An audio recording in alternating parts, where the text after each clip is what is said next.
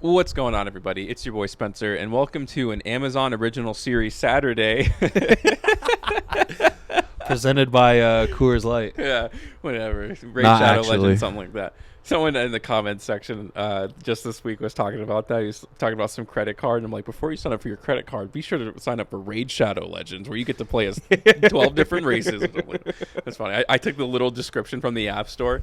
But anyways, we're going to talk about Invincible today, and I have an obsession with this show, and I don't know why, but You got the Invincible bug, man. Okay, well, I'll tell you about my journey with the show and how I've come to love it so as much as I do. I saw what everybody saw, or I would say most people's first introduction to it is the scene where Omni-Man smokes the Justice League. We don't have to lie about the Guardians of the Globe. Yeah, we don't have to lie. It's the Justice League. It's the Batman character. It's Martian Manhunter. That's like, yeah, Wonder Woman. That's what they want you to see. If you're not hip to the game, Invincible is a comic series that was recently adapted to Amazon Prime Video. It's basically another evil Superman story. For the most part. For the layman. I wish I could tell you. It makes much more sense now why they do it that way, but I can't tell you because that's a huge spoiler. Interesting, because you've been reading ahead? Yes, so I'm on issue 29. Wait, so the way they did it in the show or in the comic?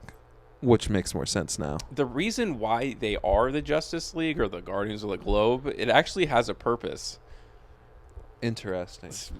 But the thing is we don't know that, and you don't know that. So as far as you know, they just made it as an attention grab. So Spencer has been reading the series, and then just recently has started watching the TV show. And I realized how different it is. Yeah, I have only been watching the TV show. I'll tell you guys, I won't spoil anything after season 1 because I feel like that's unfair because you guys literally can't watch it. The way that season 1 works is crazy. So in the show, obviously, Omni-Man kills the Guardians of the Globe in the first episode, and the rest of the season essentially is a mystery leading up to the big moment where Omni-Man beats the absolute hell out of Mark. And that still happens in the comic book, but here's the thing. Omni-Man fights Mark Grayson early. All the events are the same. Early. Yeah, all the events are the same, and it's just the order in which they happen, right? There is no... Yeah, so there's no... They don't change anything drastically other than a few things here and there. Just character appearances and stuff like that. Little character kind of backstories and stuff like that. So the way it works in the graphic novel, we'll call it, is... Okay, so he kills the Guardians of the Globe. I think like issue 5. It's not actually... They introduce you to the Guardians of the Globe, like very much so, before they set it up. They want you to know who these characters are before they get brutally murdered. But it's a graphic novel, but it's not nearly as violent as the show is. So they decided the show to is gory. And I've come... Well, I'll finish this point, and then I'll talk about like the whole gore part of it, because it is kind of hard to swallow, in my opinion. I don't really like gore either. But... Okay, so that happens, and there's no mystery part of it. Like, they find out pretty darn quick that this dude is the killer of the Guardians of the Globe, and he fights Mark, and he leaves Earth because he's like, I can't kill you, Mark. I like you too much, son. You are my flesh and blood. So I don't really know. In the show, he kind of just skedaddles, man. It's weird, right? Because, like, it's a murder mystery show. Like, that's kind of what they want you to believe it is. The story structure of season 1 is most definitely, like, it's definitely centered around, like, what is... Omni-Man has this... grand reason that's going to get revealed at the end of the season, and I think that the way they structured it probably worked against the show a little bit. Yeah, because we know the answer. We know who killed the Guardians of the Globe. Yeah. You know something that you're not telling us, you slimy scumbag liar! Murderer! You got away with murder, you murdering, lying waste of life! That's what I'm saying. It's like it's all kind of like, you have the dramatic irony of like all of the other characters trying to figure out who it was, and you know, as they all grow to suspect Omni-Man, but you don't have... I don't think you get the payoff in his reasoning that kind of matches up. You know, it's kind of just like, well, it's because I'm kind of a space Nazi, you know? So that's really like, man, that's it. Yeah. You know? So this is the thing, too. And I feel like it would have been fine if they didn't frame the story that way. That's my main Yeah, point. so I'll tell you how they do it in the comic book here, which I find much more endearing. So once Mark gets the piss beat out of him and Omni-Man leaves, and they're like, well, there's nothing we can do about it now. He's gone, right? We've seen his trajectory. He's out of the solar system. I don't know how they track that, but whatever. Anyways, so the whole part of the second season is, like, you would think when this big event happens, like, they're gearing up for Omni-Man to come back. But they're like, no, like, first of all, if he does, we're screwed. No, we don't have anyone powerful to do anything about it. And then when you have this battle, there's no Kraken, there's none of this. So the dude who can't Like they die, didn't fight the kaiju or anything no, like no, that? no, none of that happened. So the way Mark finds out and the way this all gets kicked off is he fights Immortal. Immortal comes back to life through the two big dudes who try to brain control him. He obviously wakes up. He's like, that's not happening. And he goes to fight Omni-Man. Mark shows up right when he gets cut in half, which is kind of what happened in the show, but they get to the point much quicker. And then that happens. So what I love about the comic book is this, and because they kind of interweave it with season 1. Mark is then left to pick up the pieces of Earth, right? Because we know there's this imminent threat of the Viltrumites coming back at some point. Like, it's going to happen. They're going to find out. Him and Omni-Man like severely fucked the planet up, like just Mark by fighting. Okay, Omni-Man's there, but we live in this over-exaggerated comic book world, which is what Yeah. it's supposed to be. It's very self-aware that all these crazy events happen all the time. And Mark Just doesn't take itself too seriously. yeah, it's like, okay, we live in this world where there's lots of superheroes and supervillains and wacky stuff happens all the time. So Mark has to understand that now that the Guardians of the Globe are like legitimately dead, there are consequences to that. So one of the power vacuum, yeah. yeah. Mark goes to Mars not because Omni-Man doesn't want to, but because they need him to go to Mars. There's Because literally there is nobody no else. character as powerful as Mark, even though he's not as powerful. Yes, you as see, like when you describe it like that, I feel like the story structure kind of supports a kind of just a healthier overall story in a way that I don't know, that avoids that feeling of letdown that I had. It's like because I honestly believe that Omni-Man may have had a better reason than that. There is a better reason, by the way. You just don't know it yet. Okay, well that's good. That's good. Oh well, his character, he seems like a massive piece of shit. Well, I can kind of say here's my thing with Omni-Man after watching that first series is that it's like, yeah, how are you going to expect him to be any other way? You know what I mean? I Like, can frame this actually to you in a way that you already know. So he kills everybody because he sees Earth as this very small speck. He's been around for thousands of years, Omni-Man. This is not a young man that we see here. They age backwards, meaning we don't really know how old he is. I don't really know if they talk about it in the comic book. But think about it this way, man. Me and you, we are Viltrumites, okay? And we've been sent out to Earth to do this. We've been around for, let's even say we've been around for 400 years. We've lived 4 more lifetimes than we thought you and I are even expecting to now. And you go to Earth, everyone you've probably already seen has lived and died many times. You probably don't feel that endeared to the human race that much anymore, especially as you, this powerful god, let's call it, and then you see them who are these fragile little people. You probably would eventually feel the way that Omni-Man does. yeah, when he says, he loves Mark's mom, but she's more like a pet to him. It's like, that's real shit, man. She's gonna die. Like, Yeah, I used to hate Omni-Man. I used to hate his character, which I guess might be one of the points of the show. They want you to feel a certain way towards a character. they make it also impossible to hate him because he's voiced by J.K. Simmons. Yeah. So I've come to really like Omni-Man, and his character progression actually does change as time goes on, as you guys will see in season 2. But to go back to the original point of why I like the show so much is, imagine if the Justice League died and there was a power vacuum. Someone has to fill that, and you can't just would make it have come out to of be- nowhere. Like, things happen. Yeah. The world must move on.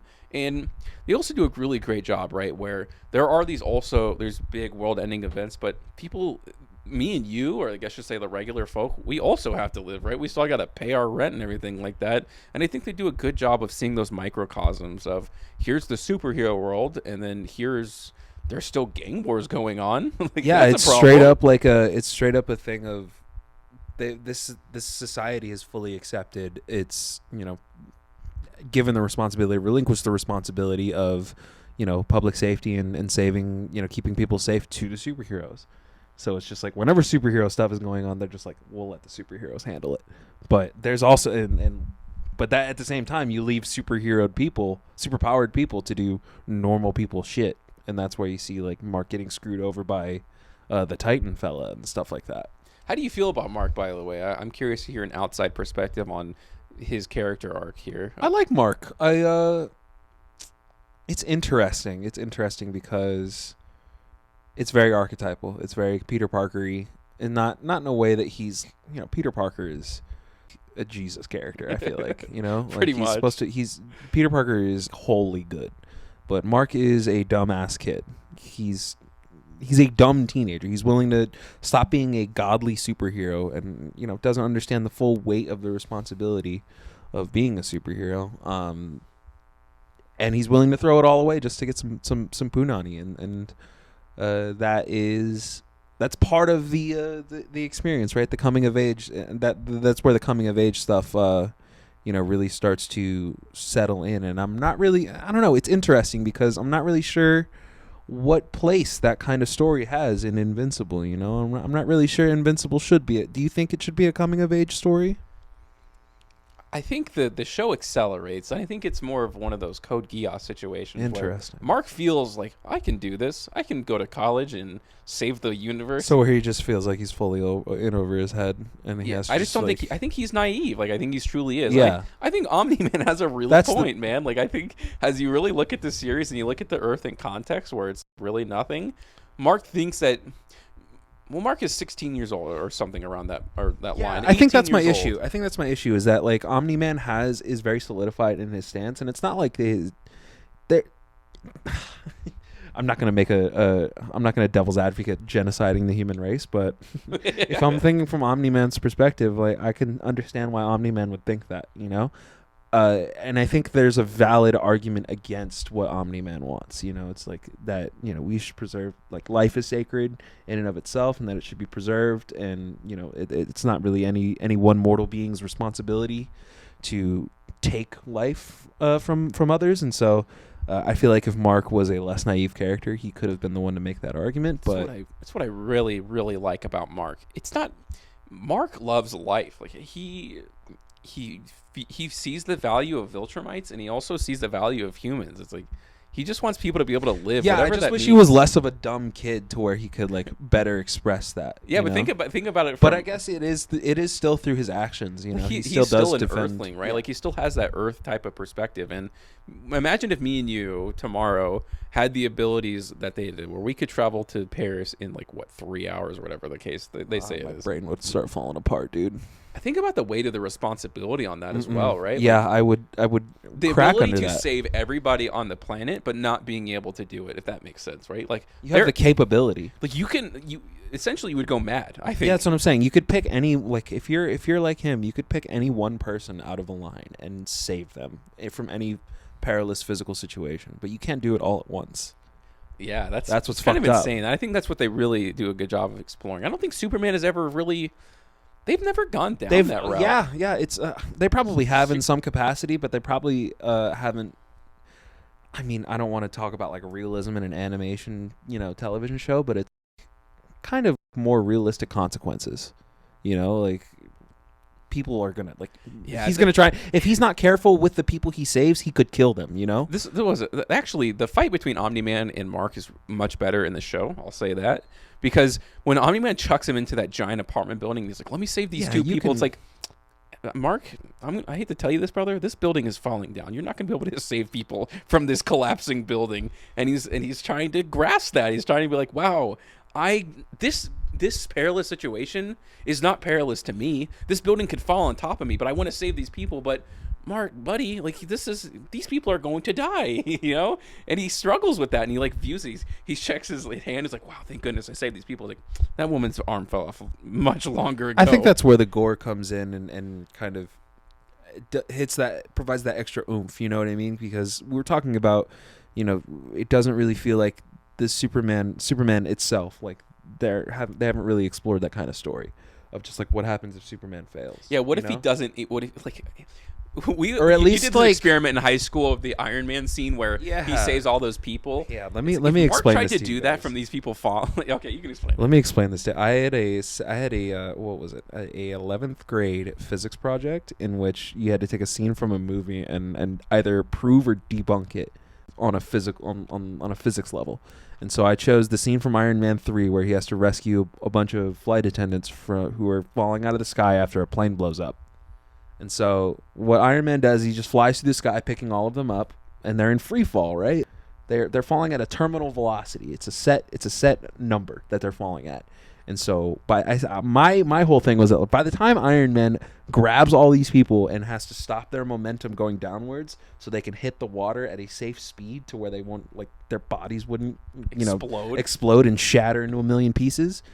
The way that they're falling, by the time that Iron Man collects all of them and starts to pull back upwards to like lessen the force of impact, he would rip all their arms out of their sockets, man. Yeah. And so when we talk about Superman, it's like maybe not that we haven't had. It's not that we haven't had those stories. It's that we haven't. They haven't been kind of. They're at least not like the popular Superman stories. It's no All-Star Superman equivalent to what if Superman just let a bunch of people die, and so that's what I think Invincible. That's one of the perspectives I think it provides that is really interesting, and I think that's where the gore comes into play, is because if we haven't seen that in Superman, because even if we have, it's probably not as graphic as this, man. So you're going to remember it, you know? Yeah. Mark's going to remember that. Well, first of all, I was thinking on the back of my mind, I started laughing, is that stupid picture of Superman stopping that train with his bare hands to save a child when he could have. Dude, that would crush the train. He would just literally, like in the show when Omni-Man is like. But instead of him just saving the child, Superman decides to just demolish a train. That's basically. But yeah. So, okay. Let me say I hate that scene with the Guardians of the Globe. I just don't enjoy gore like that. I know there's like soft where he was fans, just and that's destroying like that them. tailors to them, right? Sure. This kind of idea. But at the same time, I have to respect these content creators where they know what Invincible is. They're the ones who created it. They've decided we want to do this with this original concept, and I think we just have to deal with it. It's kind of what it comes down to, where they took the creative liberty and they say, this is how violent we want the show to be, this is how we envision it to be in live action, and these are the core changes that we want to make to it. You just kind of have to be like, all right, like that's your vision, so I'm going to consume the content anyways, and I don't want you guys to do something you're uncomfortable with, or I don't want you guys to have to alter it. And I think those are the kinds of prices that you pay when you give someone that kind of creative liberty. So I think Invincible has, once again begged the question. It's like, what's the best? Is it the best evil Superman story? We get a new super evil Superman drop pretty frequently now, right? We had it started with Injustice, which I think kind of broke the mold of the evil Superman trope. I feel like it kind of popularized it in the way that it is now. You had Brightburn, which was James Gunn's kind of take on it, where it was like, what if he was just an evil little psychopath? And then you had The Boys, obviously, with Homelander. He's obviously the parallel for Superman in that show. Now you have Omni-Man. So what do you think do you think Invincible has provided us the best take on the evil Superman? Oh boy, is he the best evil Superman? I do think it's a little lazy, to be honest with you. Really? Like the way that evil Superman is normally portrayed. If Lois Like Lane in died, the he just Injustice, suddenly becomes yeah. a So I would psychopath. I would say Injustice is probably my least favorite. It's much more depiction of believable evil that Superman. Superman becomes self-aware that he's a literal god amongst people, and he will see and watch these people die 1,000 times Yeah, like, before he ages at all. I think Lois Lane simply dying wouldn't be enough to turn Superman into an actual like totalitarian dictator. He may like not be a superhero for a while. He may have to like go back into the thing, like realize that there are many other lives to save. I don't think he would be. I'm gonna kill everybody. He wouldn't now. become a fascist, bro. Yeah. Like I don't think so. Omni-Man grew up as a warrior, meaning like he was indoctrinated for hundreds Yeah, of years. very to different believe backstory this. from Superman too. Yeah, it's more just understandable, I guess, for him to have done all these like things. he was just this was his Mormon mission, man. Yeah, It's just like, go It's colonize actually really Earth. hard to believe that Superman actually becomes endeared to. Well, I guess the idea is that he didn't know he was a Kryptonian for a long time, but like once you learn that, I feel like over time he probably realized. Not that it is actually in vain, like saving a life is important, but I feel like after a while you'd kind of become numb to it. And that's one of the character arcs actually of Immortal, like in Invincible. It's kind of cool. Yeah. Yeah. Well, that's my whole thing is that I don't think we've found one that hits the sweet spot. You have kind of That's true. What if Superman went full fascist dictator? If Lois Lane simply dies, which I don't think is very plausible or smart. That's just my personal opinion. There's probably a story out there that could make it work, but when I think about it, you have Homelander's origin is very different from Superman, so it's not like you don't have a full 1-to-1 there. Brightburn was probably the closest you got to nailing the original origin of Superman, but they turned him into there was something inherently wrong with that the Brightburn character. Like in the first place, he was a little sociopath. And then you have Omni-Man again, like a different origin from Superman. So I think we're still waiting on on a legitimate take of Superman, of just, hey man, what if he just wasn't raised by like a nice, loving farm boy In family? Kansas, You know, yeah. like that's like that was the biggest factor in creating Superman. It was just that he was a good person, good virtuous person. Yeah, I want to talk about this too, because now we're getting into the discussion of the Superman architectural character. How do you feel about evil Superman stories? Where do you think that it's wrong to take such a character that was originally supposed to be a very, very good person? This, as Professor Geek would say, this. Or do you Jesus just Christ do you think that like do you we think should it's be a cardinal deconstructing? sin? Yeah. Yeah. Do you think we should be deconstructing Superman? Yeah, most definitely. I think anything that stands to be like a beacon of virtue. I think we should definitely always have an understanding about what the other side of that coin should be. I don't think superheroes have to be the. They're definitely not our moral compass. Like, I don't think they are either. You should not let. They're comic book. You should not let a characters, comic right? book. Like I'm saying, like comic books are not the same now as they were in the 70s, man. And they tell a wide array of stories now, and I can't find a situation in which I would say, yeah, let's all map out. Yeah, it's like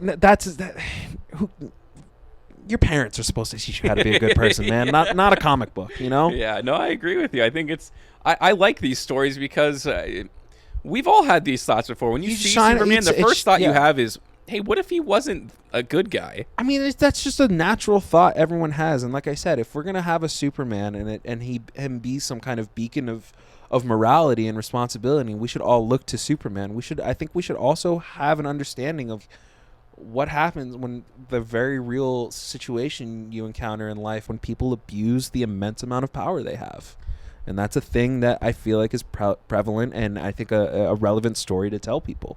Yeah, and to bring it back to Invincible, because we are obviously all in support of these alternate characters, but this is what I wish. I still wish this. I really do. I wish the Guardians of the Globe weren't supposed to be carbon copies of the Justice League. Yeah, when you have like an actual, they're literally like the exact same. They are. They're just not called the same characters. The show doesn't need that. I think you can have Omni-Man be he's very different from Superman, obviously, but he's the same idea.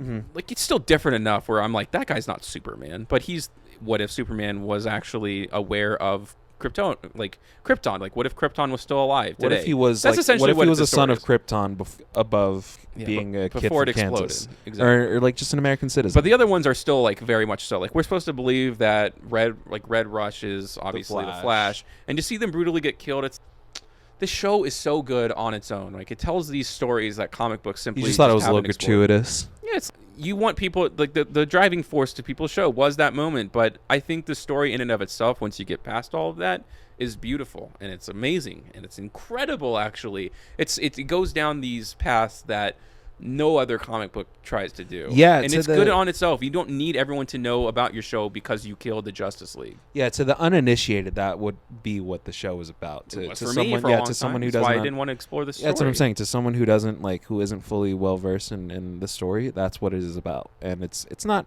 obviously that is a huge element of the story, but I don't think Invincible is about what if Superman killed the Justice League. Like, that's definitely not what the show is. It's not about an about. alternate DC universe for No, sure. for Because sure not. after a while, once you get past 20, you forget. It's its own superhero world at that point because the characters are so different and diverse. Like, I love Robot, man. I think Robot's one of my favorite characters in the show. I also think there's an interesting case to be made. It's like where you got people who would say, why do you need to use the Superman archetype? Why can't you tell your own story outside of that? Why do you have to draw so many parallels to Superman? And I think it's an easier answer than people think. It's just because once you animate Superman crushing Batman's skull, you can't go back from that, bro. Yeah. Like that, you can't put the genie back in the bottle, I feel like if you animate it and you put it out in a movie like that where Superman just violently kills, all of the Justice League like that, that is an image that lasts, It is, and it's yeah, like for a you while. can't really put the genie back in that bottle. So it's just like, hey man, maybe we still want to sell Superman comics. So maybe it wouldn't be the hottest move to have him just dismember Batman like this. You know what I'm saying? So it's interesting. I again, you know, I recommend everybody that's why read. we have these alternative takes, and I think that it don't hurt anybody, man. Like it's Get past that part. Get past episode 1, and you'll realize. Well, the show I'm not super sold on, because also the show has a lot to prove still, even after that first season. and it gets good, and it'll get more alternative, and like I'll tell you right now, that whole robot series happens way later, like way later. Yeah, so they're definitely like taking. They're their crunching own, it. They're doing their own take. They're taking the original story and they're saying, "What if we retold it? And this is the way we want to tell it." which I think is valid. You know, For it's sure, like, yeah. There's no. You know, I don't if need it's, a carbon if it's, yeah, copy. if I it's a can read carbon- it. Yeah, if it's a carbon copy, there's no actual point in watching it. And Yeah. so it's. I'm interested to see where they, what they're gonna gather, because like the It's actually boys. kinda nice. It's the same with the boys. The boys is not doesn't fully follow its comic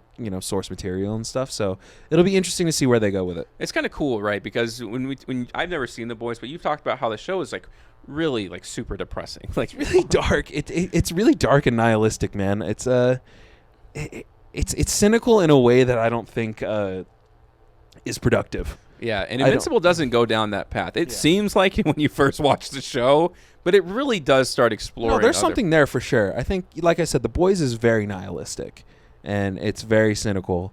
But I do think that there's their little, not even nuggets. I think it is part of like the core story of Invincible, to have like some kind of sense of undying optimism or some indomitability. no matter what happens to you. Yeah. Any final thoughts on Invincible? It was a fun experience. I enjoyed watching those first 8 episodes.